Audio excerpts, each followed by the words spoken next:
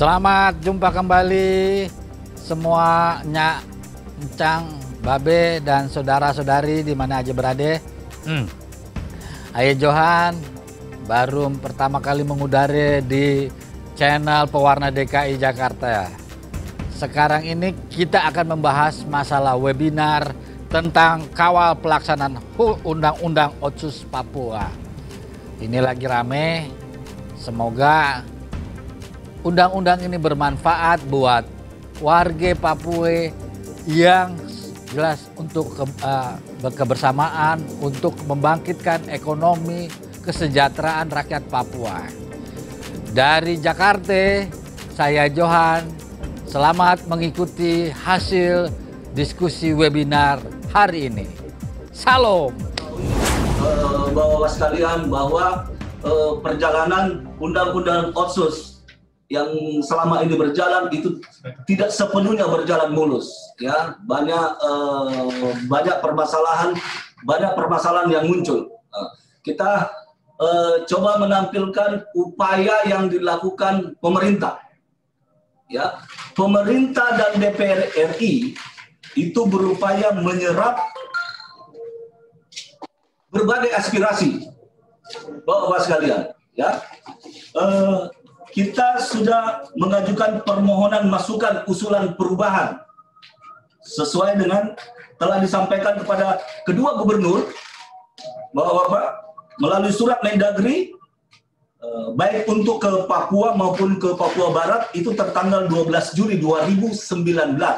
Jadi berkaitan dengan aspirasi masyarakat yang ingin kita guide, itu kami sudah bersurat sejak 12 Juli 2019. Ya. Kemudian penyebaran informasi dan konsultasi publik melalui kegiatan diskusi atau webinar baik secara tatap muka di Papua dan Papua Barat maupun secara daring sejak proses penyusunan RUU yaitu di bulan Oktober sampai dengan diundangkannya revisi undang-undang tersebut. Kemudian ada kunjungan kerja RDP Pansus DPR RI, ya. Pemerintah turut mendampingi dengan mengirimkan perwakilan kementerian lembaga terkait. Dari Kementerian Dalam Negeri sendiri ada, kemudian Kementerian Kesehatan, Kementerian KUKM dan Kemenkyu. Selanjutnya ada RDP Pansus dengan pihak terkait secara terpisah, Bapak Ibu sekalian. Jadi dibuat terpisah dengan pemerintah. Ini mau menunjukkan bahwasanya DPR adalah wakil rakyat, betul-betul menyerap apa aspirasi rakyat yang dikawal oleh bapak anggota DPR kita.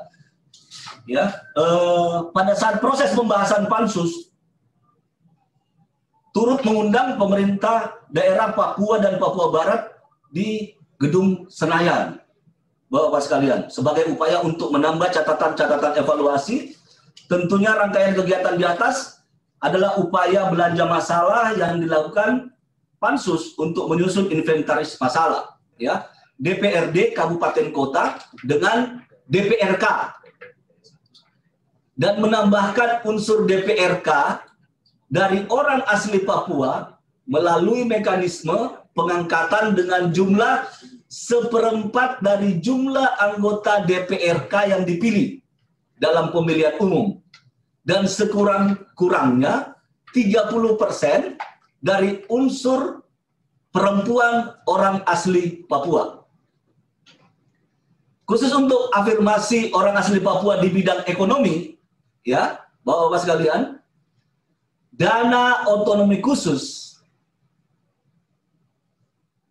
ditingkatkan dari 2% menjadi 2,25%.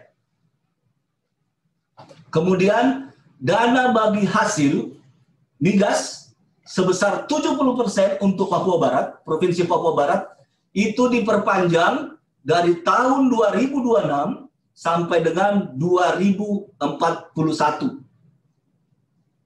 Selanjutnya, pola pemanfaatan penerimaan dalam rangka Otsus yang difokuskan untuk peningkatan pembangunan sektor pendidikan ini, yang dana tambahan infrastruktur dan transfer ke daerah, serta diatur besaran penggunaan penerimaan dalam rangka otonomi khusus. Sektor-sektor prioritas yang disebutkan itu pendidikan, kesehatan.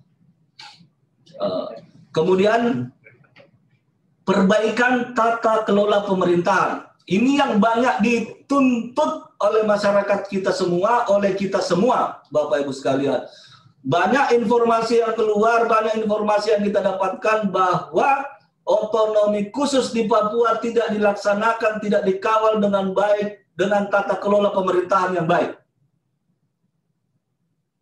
Bapak Ibu, di undang-undang ini kami melakukan afirmasi melalui kewenangan khusus yang diatur lebih lanjut dalam peraturan pemerintah. Jadi setelah undang-undang ini diterapkan, kita akan mengeluarkan peraturan pemerintah sebagai turunan daripada undang-undang nomor 2 ini. Kemudian koordinasi dan pelaksanaan pengawasan yang dilakukan oleh DPR, DPD, BPK, dan perguruan tinggi. Itu jelas disebutkan di dalam undang-undang. Kemudian yang lebih menarik lagi Bapak Ibu sekalian, pembentukan badan khusus untuk melakukan koordinasi, sinkronisasi, harmonisasi pelaksanaan otonomi khusus. Valentinus, bagaimana tadi penyaluran dana ini tidak asal, tapi harus ada dilihat outcome-nya, output-nya seperti apa. Nah, kemudian nanti kalau ada misalnya prestasi, misalnya kemudian ada penyaluran. Nah, itu di sisi lain tentang Otsus Papua, tapi ada juga hal-hal lain yang mungkin Pak Beni sudah mulai, saya nggak tahu apakah menyambut undang-undang Otsus Papua yang sudah ditekan oleh Pak Jokowi ini masih gelisah atau sudah langsung semangat. Nah, silakan, bagaimana Pak Beni?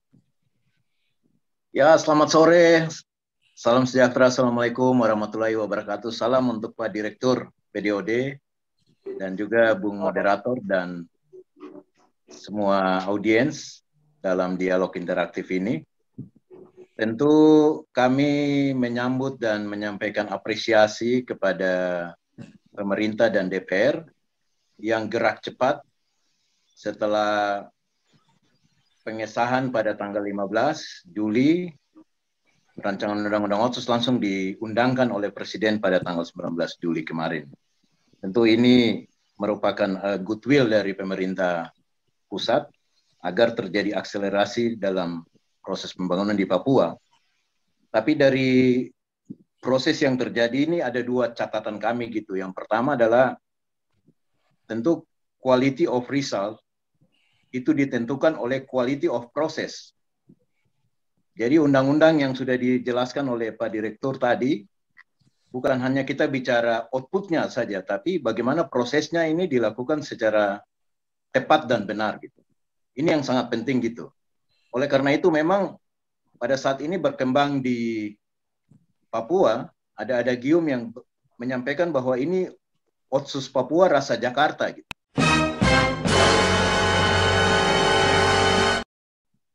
Jadi sekali lagi Otsus Papua rasa Jakarta. Mengapa? Karena sama sekali tidak melibatkan orang asli Papua dalam proses pengusulan sampai pembahasannya. Gitu.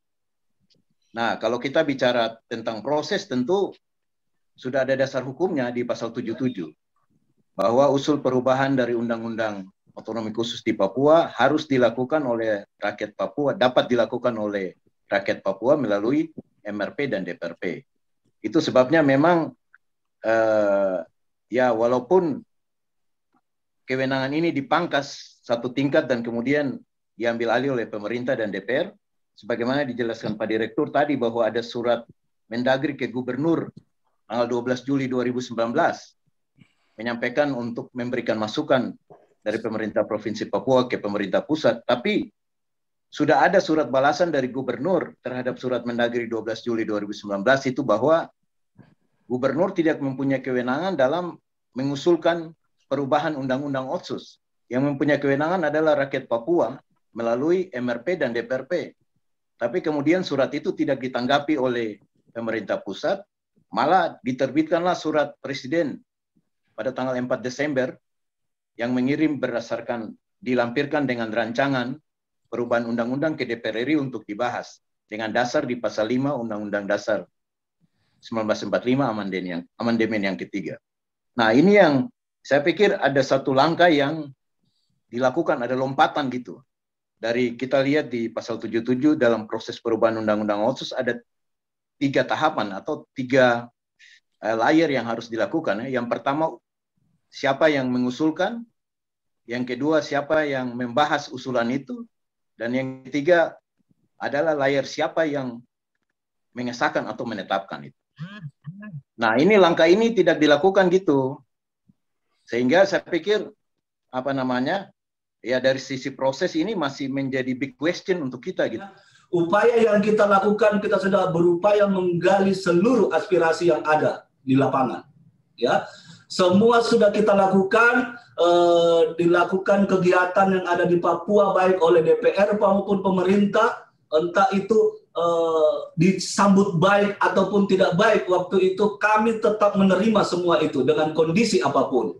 Ya, kondisi yang ada sekarang dengan kondisi COVID begini akhirnya makin mengentalkan bahwasanya ini cuma dikerjakan di Papua karena kami tidak mungkin bisa selalu hadir di Papua, Pak Beni. Mohon izin Bapak Ibu sekalian, kami cuma bisa berkomunikasi jarak jauh seperti ini. Mudah-mudahan dengan komunikasi jarak jauh seperti ini, kalau saya merasa juga sudah berada di Papua di sore hari ini dengan hadir di tengah Bapak Ibu sekalian sebenarnya. Jadi mudah-mudahan stigma itu, Otsus Papua Rasa Jakarta itu tidak berkembang bahwasanya itu Jakarta menyampingkan orang-orang yang ada di Papua sana, masukan-masukan yang tidak. Karena kami semua berpijak bukan dari belakang meja kami, tetapi semua berdasarkan apa yang kami dapatkan di lapangan. Kalau Pak Beni dan Bapak Ibu mencermati pasal per pasal di Undang-Undang Nomor 2 di tahun 2021 ini, itu betul-betul memuat seluruh perubahan yang dipermasalahkan, yang berkembang saat ini. Jadi bagi kami, kalau dibilang Otsus Papua ada itu rasa Jakarta, mohon maaf, itu kurang tepat, Pak Beni. Tetapi kami mencoba menggambarkan bahwa tadi Pak Beni mengatakan ini tidak memuat sejarah. Tidak mungkin kami menuliskan di dalam undang-undang itu pasal 1 sejarah Papua. Tidak. Tetapi kami meredefinisi provinsi Papua itu dengan memperhatikan nilai historis sejarah Papua itu, Pak Beni. Sampai dengan di urusan pengawasan pemerintahannya itu di pasal 68.